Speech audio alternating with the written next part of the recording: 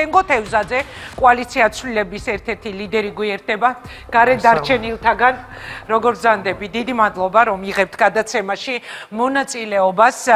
ყველას ვეკითხები თქვენი რეაქცია თქო, მაგრამ თქვენ ალბათ იყავით დარწმუნებულები, რომ აუცილებლად მოხდებოდა თქვენი აკრძალვა. როგორ ფიქრობთ, რა იყო ბოლო წვეთი, რამაც მიაღებინა ივანიშვილს ეს გადაწყვეტილება? პირველ რიგში მოგესალმებით, მადლობა მოწვევისთვის. მადლობა თქვენ მონაწილეობისთვის. აკრძალვის, ასე ვთქვათ, კონტექსტში გვიწევს და მიწევს თქვენთან სტუმრობა, მაგრამ რეაქცია არის ის, რომ ეს მოსალოდნელი იყო, მეცაც გეტყვით, დაახლოებით ვიცოდი და ჩვენ როცა მსჯელობდით პარტიაში, დაახლოებით ვიცოდით ის პარტიები, ვინც აიკრძალებოდა, მათ შესაძლოა მომავალში აიკრძალებოდა და ის სურვილი აქვს ქართულ ოცნებას და რეჟიმს.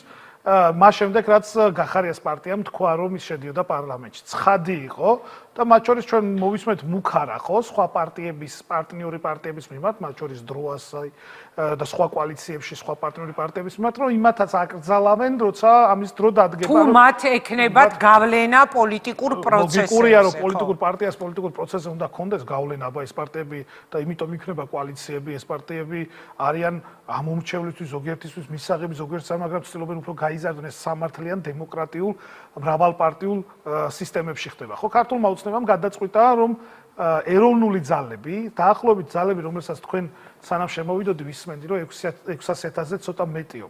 მე ვიტყვი, რომ ეს არის მილიონამდე ამორჩეველი. რატომ? იმიტომ რომ ამ კოალიციების მე ოფიციალური რაც დაიდო იმის მიხედვით ვამბობ. მილიონამდე ამორჩეველი, რომელმაც გააკეთა არჩევანი, მხარი დაუჭირა ამ პოლიტიკურ პარტიებს და ფაქტიურად ქართულმა ოცნებამ დღეს და ეს არის ჩემი აზრით მათი სისუსტე და ცოტა ისეთი ნაბიჯი, მე დარწმუნებული ვარ, რომ ამ ნაბიჯის გადასადგმელად ისინი დიდი ხანი ემზადებოდნენ, მაგრამ გამოხატულებაა სისუსტის, იმიტომ რომ მათ თქვეს, რომ ისინი არ აპირებენ სამართლიანი არჩევნების ჩატარებას. სხვა შემთხვევაში, რა მოთხოვნა ჩვენ გვაქვს სამართლიანი არჩევნები, სამართლიანი არჩევნების პირობებში ქართული ოცნება მარცხდება იმ ძალებთან, ვის აკრძალვასაც ის აპირებს, ან ვისაც ემუქრება, რომ მომავალში აკრძალოს.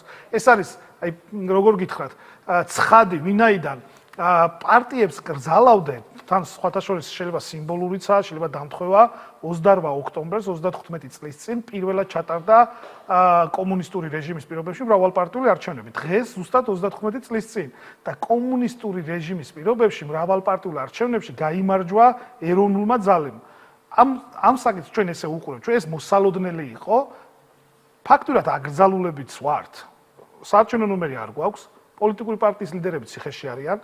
არჩევნები არ ტარდება ქვეყანაში. ყველა ის შესაძლო დამფინანსებელი მცირე რესურსიანი თუ მსხვილ რესურსიანი ფაქტურად პოლიტიკის ველიდან განდევნილია და აკრძალული აქვს ადამიანებს ბიზნესი იქნება თუ კერძო პირები, რომ დააფინანსონ პოლიტიკური პარტიები. თუმცა დაფინანსების პრობლემა თქვენს კოალიციას არ ქონია საპარლამენტო არჩევნების წინ და საკმაოდ მსუქი დაფინანსება. ახლა საუბრობ კი და ის უკვე დაფინანსება გამოყენებული იქნა იმისათვის, რომ დასუსტებულიყო რეჟიმი და შესაბამის შედეგიც დაიდო, რასაც ახლა უყურებთ.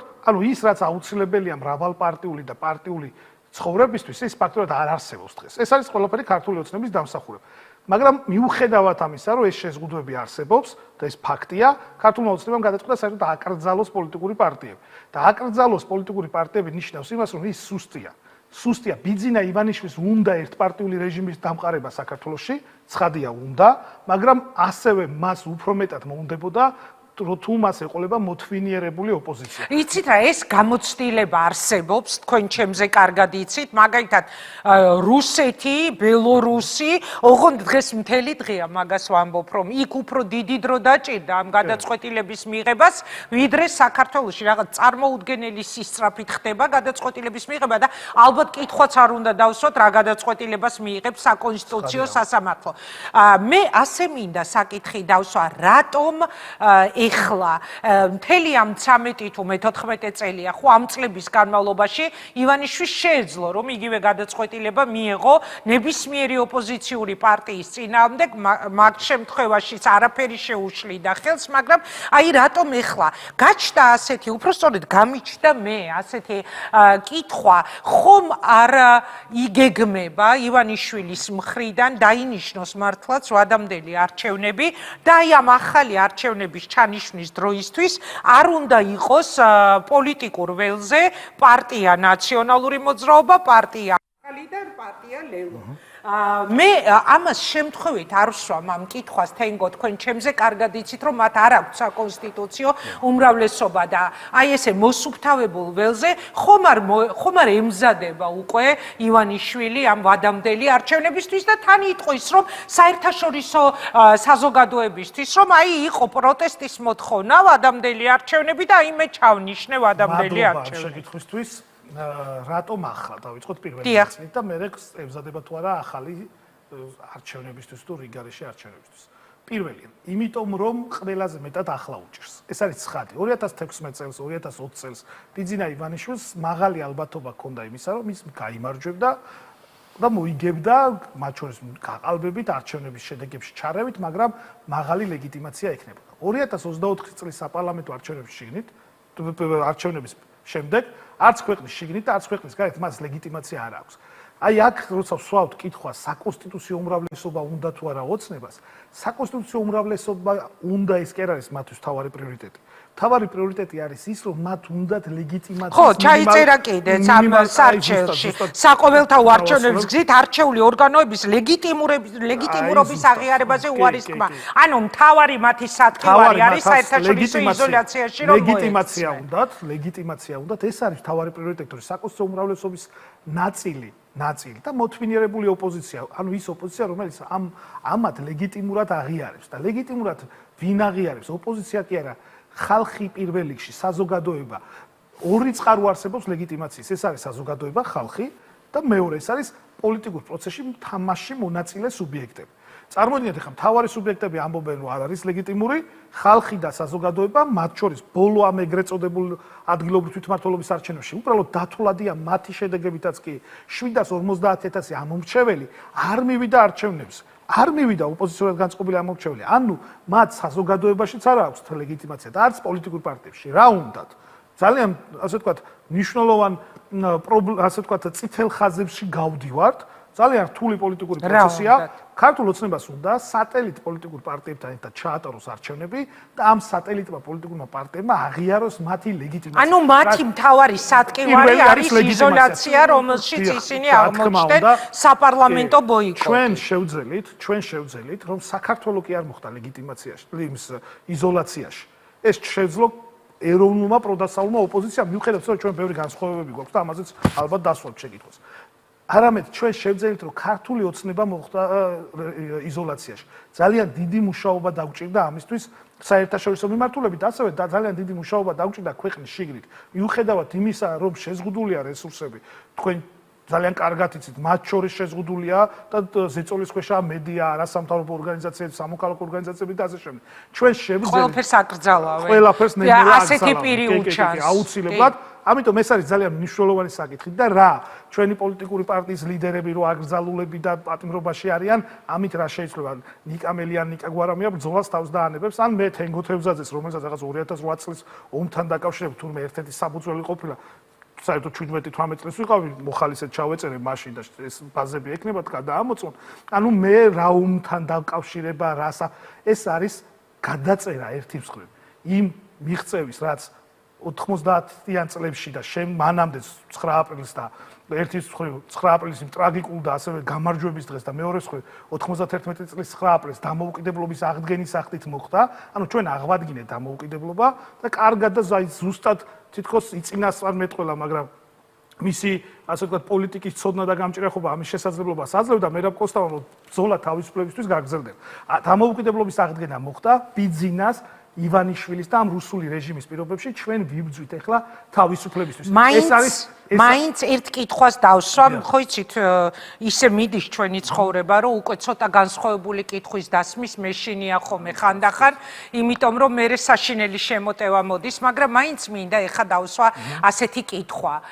აი ამ გადასახედიდან, დღევანდელი გადასახედიდან, თავისი რეპრესიული კანონების მიღებით, უამრავი ადამიანის გამოკეტვით ციხეში, მათ შორის სინდისის პატიმრების, ნიღბის ტარებისთვის დაჭერილი ხალხი, მათ შორის თქვენი პოლიტიკური ლიდერების ციხეში მოხვედრა და ეხლა უკვე აკრძალვამდე რომ მივიდა საქმე. აი ეხა ამ გადასახედიდან პრაგმატულად ხომ არ ფიქრობთ, არ ვიცი მე, ხომ არ შეიძლება ესე დაისვას კითხვა, როგორ ვარბილებ, რომ ჯობდა ბოიკოტში გასვლა 2024 წლის არჩევნების შემდეგ თუ შესაძლებელია ჯობდა 61 მანდატი გქონდათ, ხო? მთლიანად ოპოზიციას, აი ამ 61 მანდატით 83-ის თუ 4-ის წინააღმდეგ პარლამენტში შესვლა.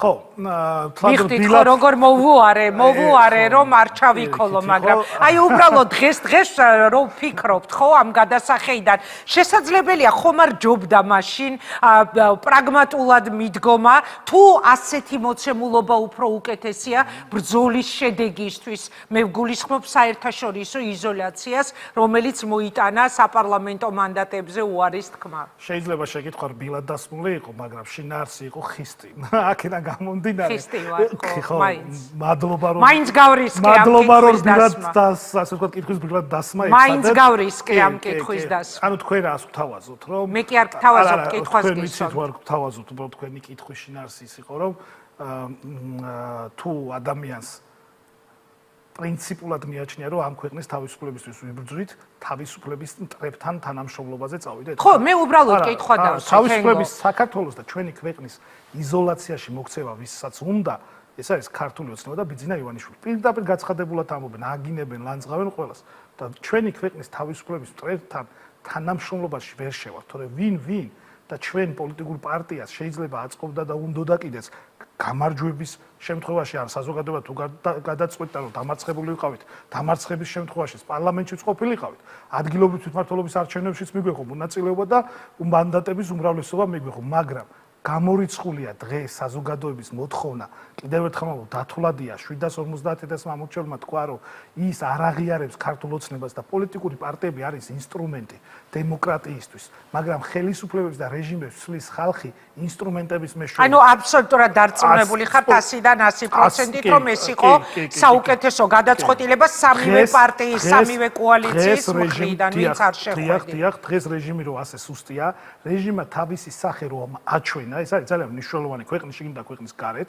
საზოგადოება რომ პროტესტშია უწყვეტში ეს არის დამსახურება იმის რომ ოპოზიციის ნაწილი იყო თანმიმდევრული ანუ ოპოზიციამ სწორად იარა საპარლამენტო არჩევნების შედეგების გამოქვეყნების წამებიდან ამ წუთამდე ფიქრობთ რომ ეს სწორი სვლა ეს ჩვენი პოლიტიკური პირველი მხრივ მეორე მხრივ სამართლებრივი და კონსტიტუციური არჩევანია არ შევეგუოთ ჩვენი ქვეყნის თავისუფლებისთვის თავისუფლების მოწინააღმდეგეებს და იმ ხალხს ვისაც უნდა საქართველოს სუვერენიტეტი დააკარგუნოს და რუსეთს გადააბაროს. ცდილობები ხომ არ ყოფილა თენგო. აი შესაძლებელია თქვენთან კონკრეტულად არა, მაგრამ თქვენს ლიდერებთან რომ რამენაირად დაეთანხმებინეთ პარლამენტში შესვლაზე თავის დროზე, ვიდრე პირველები გამოხვიდოდით, თქვენი ყავით პირველები, ხო? ვინც გააკეთეთ განცხადება, რომ არაპირებდით პარლამენტში შესვლას. რაღაც მცდელობები ხომ არ ყოფილა, რომ რამენაირად დაეთანხმებინეთ ეს გადაწყვეტილება არ ყოფილა და ვერც იქნებოდა, იმიტომ რომ დარწმუნებული ვარ, მათ იციან ჩვენი დამოკიდებულება პროცესების მიმართ, კიდევ ერთხელ განმეორდები, ჩვენ ვიყავით ცოტა ვართ პარტია, რომელიც და შემდეგ კოალიცია, რომელიც არჩევნებამდე რამოდენიმე თვით ადრე შეიქმნა, ჩვენ პრინციპული ხედვა ქონდა, მათ შორის სამართლიანი არჩევნების პირობებში, ჩვენ ვიაზებთ, რომ შეიძლება ოპოზიციაშიც ყოფილიყავით. სამართლიანი არჩევნების პირობებში, მაგრამ როდესაც 4 ეგზიტ პოლი სხვადასხვა შედეგს ამბობს და ერთნაირს, მაგრამ განსხვავებულს ეგრეთ წოდებული ოფიციალური შედეგებიდან. ასევე, როდესაც ქართული ოცნება ამბობს, რომ ის ასე ვთქვათ, დააკომპლექტებს თავრობას იმ პირობებში, რომ არჩევნების აღიარება არ მოხდა არავისგან. მოდი ვიყოთ, ხო ფაქტს ხო ხარ ვიგონებ, ხომ არა აზვიადებ. ეს არის ფაქტი, არავინ არ აღიარა ეს არჩევნები. როდესაც ყველა საარჩევნო სამართლის პრინციპი იყო დარღვეული, საერთოდ ყველა. საყოველთაობა, ფარულობა, თანასწორობა. ამ პირობებში ჩვენ შევიდეთ მაშინ ეს იქნებოდა სიმულაცია პოლიტიკის. ხო, არა, უბრალოდ მაინტერესებს ანუ ერთი წლის თავზე რამდენად დაფიქრობთ.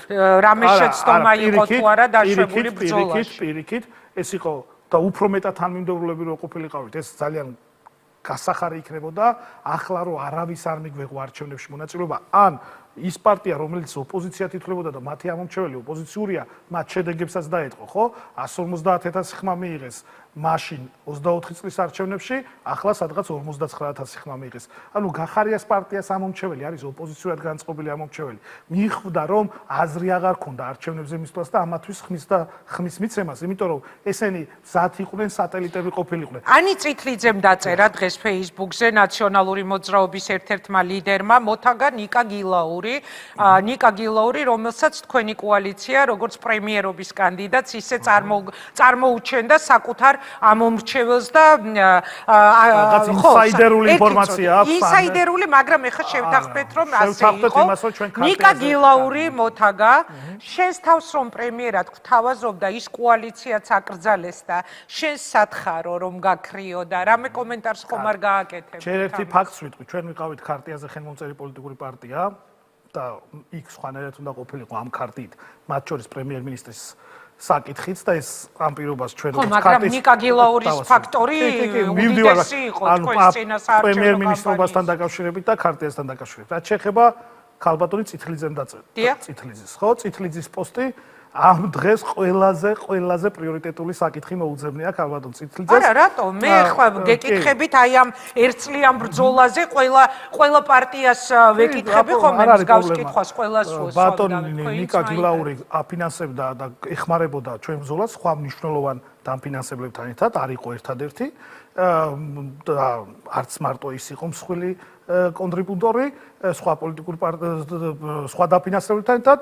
მან მიიღო გადაწყვეტილება, მოდი როგორმე გავარკვევთ ჩვენს ურთიერთობებს, ანი წითლიძე მინერვიულოს თუ ძალიან ხელავს ბოლო პერიოდში ჩვენს პარტიაზე და კოალიციაზე, ინერვიულოს იმაზე, რაც წინ გველოდება ამ ქვეყანაში, არ არის ახლა ეს მნიშვნელოვანი, ჩემი აზრით, ვინ არა, შეიძლება უბრალოდ მას სურვილი გაუჩნდა, რომ უფრო მეტი ადამიანისგან მოესმინა იმ ადამიანებისგან, ვინც 2024 საპარლამენტო არჩევნებში ძალიან დიდი მადლობა ქალბატონი ანი ძალიან ხელავს კოალიციასულებისთვის და მადლობა მას ამისთვის ხარდაჭერის და სოლიდარობისთვის.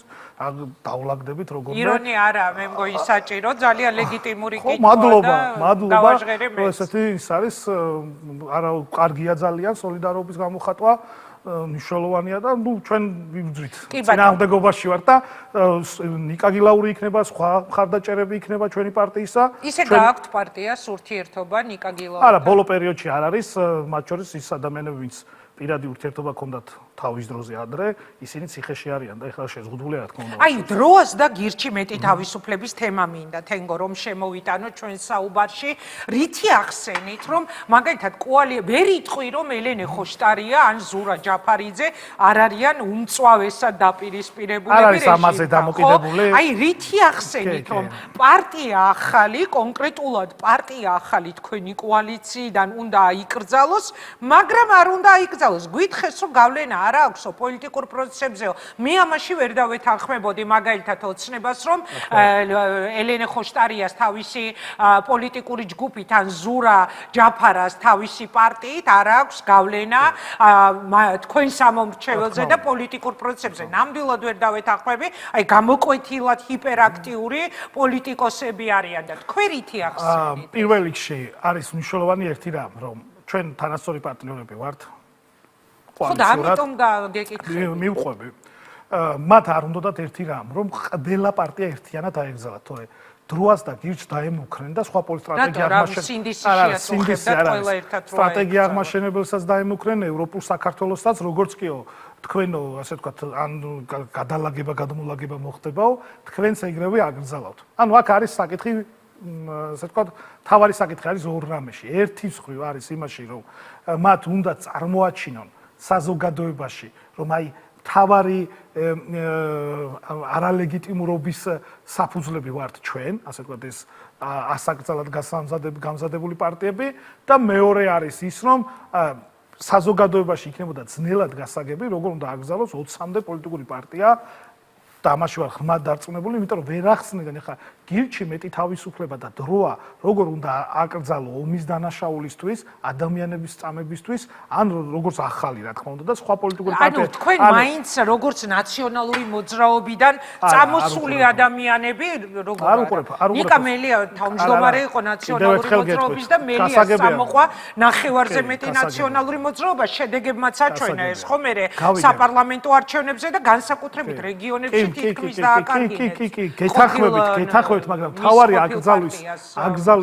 თავარი აკრძალვის საფუძველი არის ის, რომ ნაციონალურ მოძრაობასთან კავშირში მყოფი ადამიანები კი არა, ის რომ ამ სამმა პარტიამ საქართველოსთვის მნიშვნელოვანი პოლიტიკური ნაბიჯები გადადგა, იბრძოლა თავისუფლებისთვის და არ მისცა ლეგიტიმაცია ბიძინა ივანიშვილის რეჟიმს. თორე ნაციონალური მოძრაობა ახალი და ლელო კი არ არის, ან პარტიული ინფრასტრუქტურა კი არ არის, არამედ ეს სწორი ნაბიჯები გახდა საფუძველი იმისა, რომ ამათ ეთქვათ, რომ მოდი ჩვენ ახლა პლურალისტური დემოკრატია, წარმომადგენლობითი დემოკრატია, რაღაცა ლიბერალური დემოკრატია კი არ გვინდა. ჩვენ გვინდა დიქტატურა.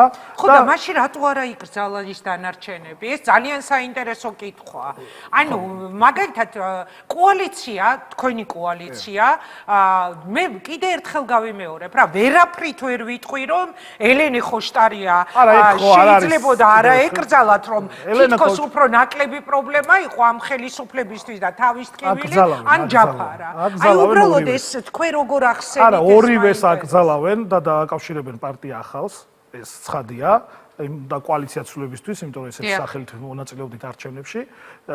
ეს ცხადია და ისე მოხდება, რაც შეეხება იმას, რომ მათ ასე ვთქვათ ამ ეტაპზე სარჩელში როგორც თვითონ ამბობენ, იმიტომ ჯერ არ წაგვიკითხავს სარჩელი, და მისი მოთხოვნის ნაწილი, მოთხოვნაში არ ამბობენ, რომ დანარჩენი პარტიები აუგზავნოთ, მაგრამ ამბობენ, რომ ისინი როგორც კი გახდებიანო მნიშვნელოვანი მონაწილეებიო და ისინი არიან მნიშვნელოვანი მონაწილეები პოლიტიკური ყოველდღიურობისა, შემდეგ მათაც აუგზავნოთ. ანუ ეს არის ღიად გაცხადებული მუქარა. ეს უკვე საკმარისია იმისათვის, რომ თქვათ, რომ დროა გირჩი მეტი თავისუფლება, სტრატეგია აღმაშენებელი, ევროპული საქართველოს ფედერალისტები, ამათაც აკრძალავთ. ეს არის ცხადი, მაგრამ უყურეთ, კიდევ ერთხელ თუ მოხდება გადალაგება, ანუ ერთგვარი მემკვიდრე პარტია როგორც პაპუაში მახსენ. ეხლა მინდა კონკრეტული კითხვა დაგისვათ, თენგო, როგორ წარმოგიდგენიათ ბრძოლის გაგრძელება. აი დაუშვა წეღარაზეც დაგისვით კითხვა, გამოდის ეს პარტია, ივანიშვილის პარტია, რომელიც მართლა ერთპარტიულ მმართველობას ამყარებს და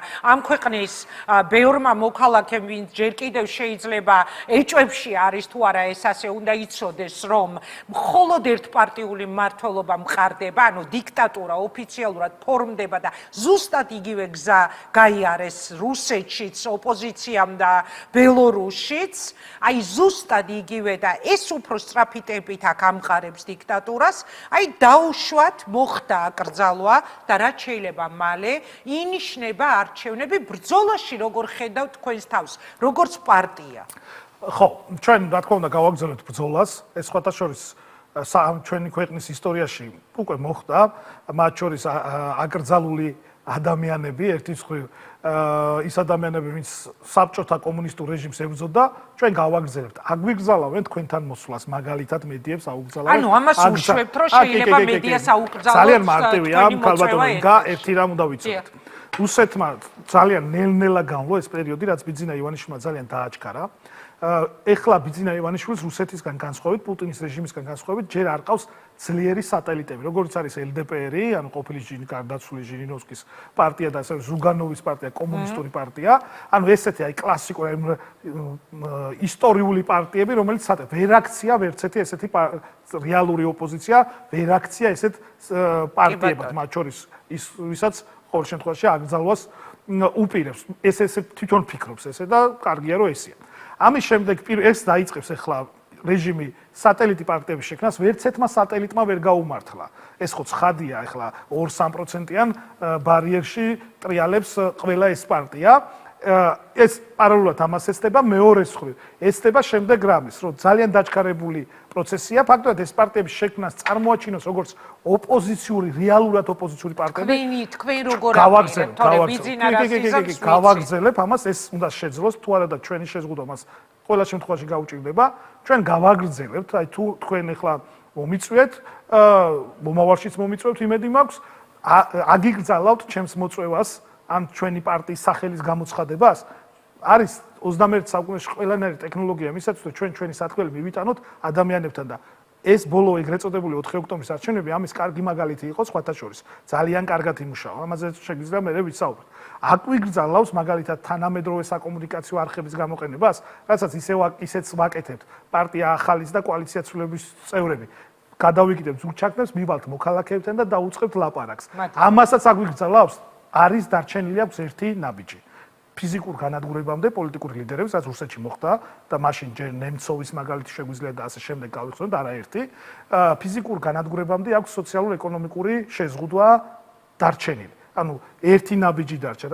ის დაიწყებს პოლიტიკოსების სოციალურ-ეკონომიკურ შეზღუდვას. მათ ვერ ისარგებლებენ საბანკო სერვისებით, ვერ ისარგებლებენ ამის მოლოდინიც გვაქვს, მაგრამ ეს ქმნის ოპტიმისტურ განწყობას. გულწრფელი ვარ თქვენთან ამას რომ ვამბობ, ვინაიდან ბოლო არის რეჟიმის დასასრული. ბიძინა ივანიშვილი როგორც ამ ქვეყნის ევროპულამდე სანამ მივად, ეროვნული ინტერესების მოღალატე და ბიძინა ივანიშვილი როგორც ჩვენი ქვეყნის ევროპული ინტერესების მოღალატე აუცილებლად დასრულდება თუ ის და მას ჯერ კიდევ აქვს ამის შანსი ამ ქვეყანაში არ გამოუშვეს პოლიტპატიმრებს, არ ჩანიშნავს ახალ სამართლიან არჩევნებს და არ გადააყენებს მის ეგრეთ წოდებულ მთავრობას. ამის შემდეგ შეიძლება ნორმალიზაცია მოხდეს, სწორედ. ეხლა ანზორ ბოლქვაძემ რომ მე ამგზავნოს, ხო სირცხვილია. აი, ანზორ ბოლქვაძე რაღაც მაგალითი გახდა, მაგრამ დღეს ვითვლით და 30 წევრი 99 წევრიდან იყო ყოფილი ხელისუფლების მაღალ ჩინოსნები. მათ შორის ზოგიერთი ისეთი იყო, რომელიც მართლა აქვს ბევრი ისეთი ადამიანის აკრძალვა უწევს წინა ხელისუფლებიდან, რომელიც არანაირ რაღაც მასში არ მიუღია. არა, როგორ უნდა დაუჭიროს მხარი ამ ადამიანმა და ხელი მის ხარი დაუჭიროს ნაციონალური მოძრაობის აკრძალვას, საერთოდ პარტია ახალის და კოალიცია ცვლილების აკრძალვას, ან პარტია ლელოს აკრძალვას. ეს არის გაუგონარი ამბავია და რასაც აი თუ ის რო წაიკითხა დღეს პაპუაშვილმა და მოვისმინეთ, ყველაფერი რასაც საუბრობდა ქართულ ოცნებას შეესაბამება. ერთი-ერთში ყველაფერი რუსეთთან დაკავშირებული საკითხიც. ადამიანის წამება და მარშრუტკებში რომ ადამიანებს აწამებდნენ და ამის ასე ვთქვათ არაერთი ფაქტი არსებობს და მალე დადასტურდება ყველაფერი დარწმუნებულება და ასევე ის რომ ქვეყნის სუვერენიტეტს თუ ვინმე ღალატობს ეს არის ქართული ოცნება. აუცილებლად გავიმარჯვებთ, ბოლომდე არის ბრძოლა და ეს ბრძოლა ბოლომდე ჩვენი მარცხით არ დასრულდება. დასრულდება ჩვენი გამარჯვებით. საქართველოს თავისუფლებისთვის ბრძოლა დასრულდება ქართული ხალხის გამარჯვებით. ამაში ვარ დარწმუნებული, ნახოთ ვინ აჯობებს. რეჟიმი, რომელსაც უნდა რომ კლასიკური რუსული რეჟიმი დაამყაროს აქ, თუ ქართული ხალხი, რომელსაც უნდა თავისუფლების შენარჩუნა. დიდი მადლობა, თენგო, წარმატებას გისურვებთ. ისე კარგი ფრაზა თქვით, ბოლქვაძემ უნდა ამკრძალოსო. რამდენი ეგეთი ბოლქვაძეა ქართულ ოცნებაში და ესეც უნდა იცოდეს ჩვენმა მაყურებელმა, ვისაც ჯერ კიდევ არ ჯერა რომ ანუ ნახევარზე მეტი ნაციონალური მოძრაობის წარმომადგენელი ხო არის ეხა შესისხოცებული ქართულ ოცნებასთან და საკუთარ ნაცებს არ კრძალავენ, მხოლოდ კრძალავენ მათ, ვინც მათ ოპოზიციაშია. დაახლოებით 4 თუ 5 მინისტრი იყო წინა ხელისუფლების დროს მაღალი თანამდებობის პირი, პოლიტიკური თანამდებობის პირი იყო. ისე კი არა იკავათ მარტო ხო, სხვათა შორის მოსამართლეები, რომლებიც საკუთარ სასამართლოში დახვდებიან ახლა ამ სარჩელს დახვდებიან. წინა ხელისუფლების დროს იყვნენ ეგრეთ წოდებულ ძალოვან სტრუქტურებს რო უწოდებენ იმათი, ასე ვთქვათ, მაღალი თანამდებობის პირები, რომლებიც იმ გადაწყვეტილებას იღებენ. ვერ გაიმარჯვებს ბიძინა ივანიშვილი, ეს არის გამორიცხული და ამის საფუძველს მაძლევს ქართველი ხალხი, რომელიც იბრძვის თავისუფლებას. დიდი მადლობა, წარმატებას გისურვებთ.